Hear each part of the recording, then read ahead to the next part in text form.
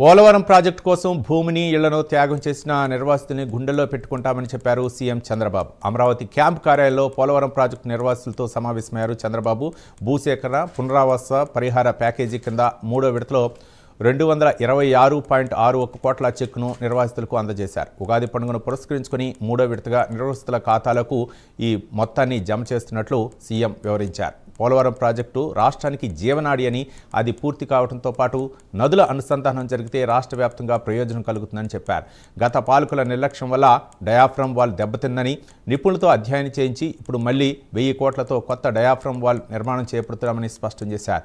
వారం రోజుల్లో diaphragm wall నిర్మాణం పూర్తవుతుందని, ప్రాజెక్టులో ముమ్మరంగా పనులు జరుగుతున్నాయన్నారు. ఇక 21 నెలల్లో ప్రాజెక్టు పనులు ముమ్మరం చేశామన్నారు. వచ్చే ఏడాది ఉగాది తర్వాత 2 నెలల్లోనే పోలవరం ప్రాజెక్టు పూర్తవుతుందని వివరించారు.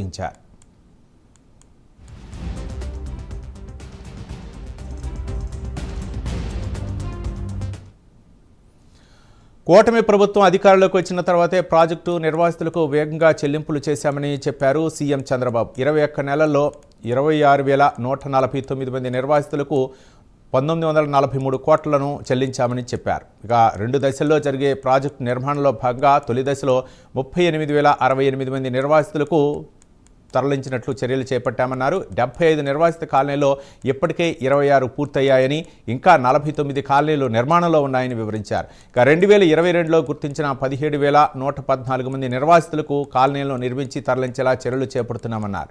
ఇక 2027 ఏప్రిల్ కల్లా కాలనీలు పూర్తి చేసి పునరావాసం కల్పించేలా సంకల్పించామని చెప్పారు. ప్రతి నిర్వాసితుడికి 3.5 లక్షల మేర ఇంటి నిర్మాణం కోసం ఇస్తున్నామని, ఇంటి జాగా కోసం ఇచ్చే మొత్తాన్ని 2 లక్షలకు పెంచామని చెప్పారు. గత పాలనలో జరిగిన తప్పుల్ని సరిదిద్ది నిర్వాసితులకు న్యాయం చేయాలనే లక్ష్యంతో ముందుకు వెళ్తున్నామని స్పష్టం చేశారు చంద్రబాబు.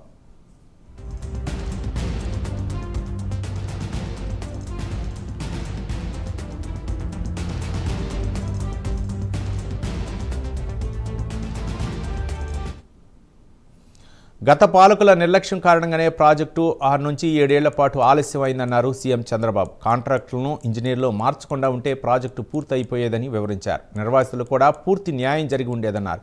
పోలవరం ప్రాజెక్టు పూర్తి చేసే కంటే ముందే నిర్వాసితులందరికీ న్యాయం చేస్తామని హామీ ఇచ్చారు.